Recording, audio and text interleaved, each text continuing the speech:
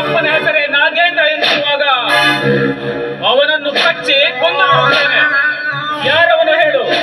ಅವನು ಯಾರು ಅಂತ ಗೊತ್ತಿದ್ದರೆ ನಾನೇ ಆ ಕೆಲಸವನ್ನು ಮಾಡುತ್ತಿದ್ದೆ ಡ್ಯಾಡಿ, ನಾನೇ ಆ ಕೆಲಸವನ್ನ ಮಾಡುತ್ತಿದ್ದೆ. ಅವನು ಯಾವನೇ ಇರಲಿ ಅವನನ್ನ ಕೊಚ್ಚಿ ಹಾಕಿ ಹೇಮಾಳನ್ನ ಮದುವೆ ಮಾಡಿಕೊಂಡು ನಿಮ್ಮ ಆಸೆಯನ್ನ ನಾನು ಈಡೇರಿಸುತ್ತೇನೆ ಡ್ಯಾಡಿ, ನಾನು ಈಡೇರಿಸುತ್ತೇನೆ. ತಂದೆಗೆ ತಕ್ಕ ಮಗ.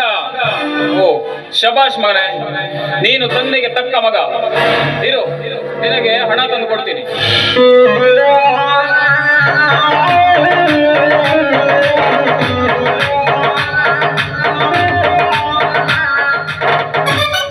ಇವನು ನಾಗೇಂದ್ರನ ಮಗ ಮಧುಸೂದನ. ಹೇಳಿದ್ದನ್ನ ಮಾಡದೆ ಬಿಡುವವನೆಲ್ಲ.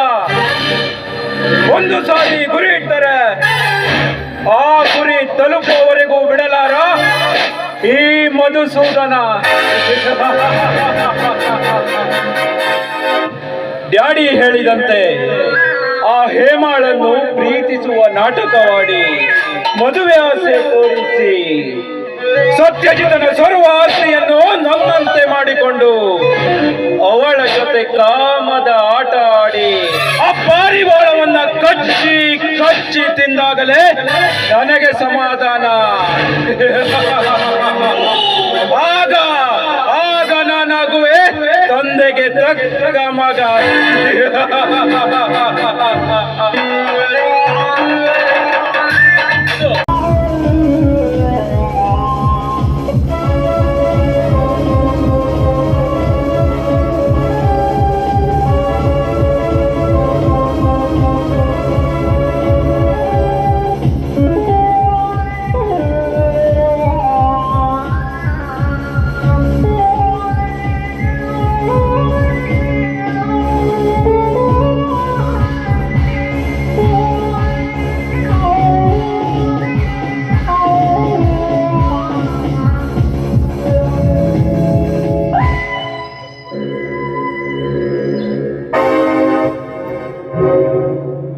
ನಾನೇ ಮಧುಸೂದನ,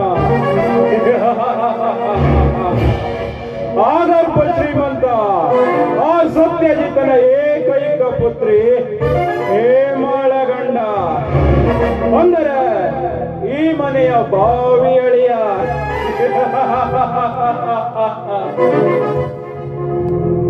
ಇನ್ನು ಮುಂದೆ ಈ ಮನೆಯ ಯಜಮಾನನಾಗಿ ಹೇಮಾಳ ಗಂಡನಾಗಿ ನನ್ನನ್ನು ನೋಡಿಕೊಳ್ಳುತ್ತಾನೆ ಎಂದು ಆ ಸತ್ಯಜಿತನು ತಿಳಿದುಕೊಂಡಿದ್ದರೆ ಅದು ಅವನ ಮೂರ್ಖತನವಷ್ಟೇ.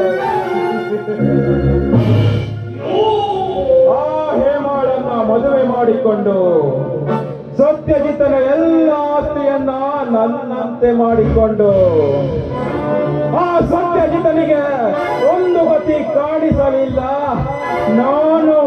ನಾನು ಮಧುಸೂದನ